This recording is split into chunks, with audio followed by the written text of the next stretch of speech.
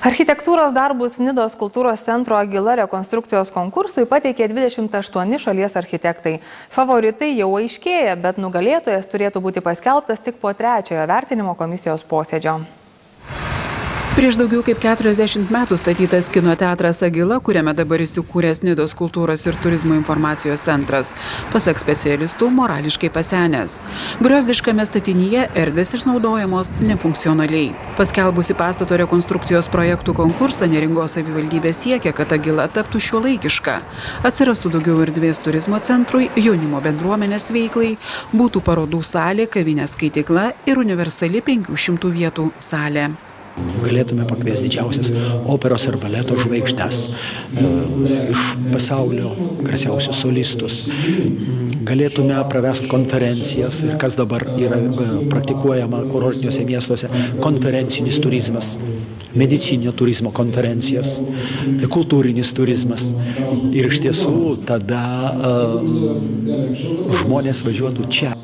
Pernai gruodį paskelbtas konkursas sulaukė šalies architektų susidomėjimo. Pateikti 28 projektai, vieni siūlantis pastatą rekonstruoti, kiti buvusioje vietoje statyti naują.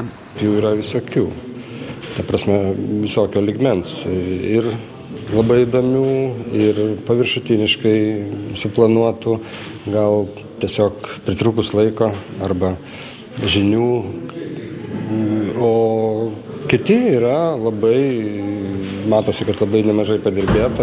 Specialistai sako, kad tai vienas sudėtingiausių pastarųjų metų konkursų. Pastatas yra UNESCO saugomoje teritorijoje, tad architektams didelis iššūkis susitvarkyti su užduotimi, rasti tinkamą mastelį.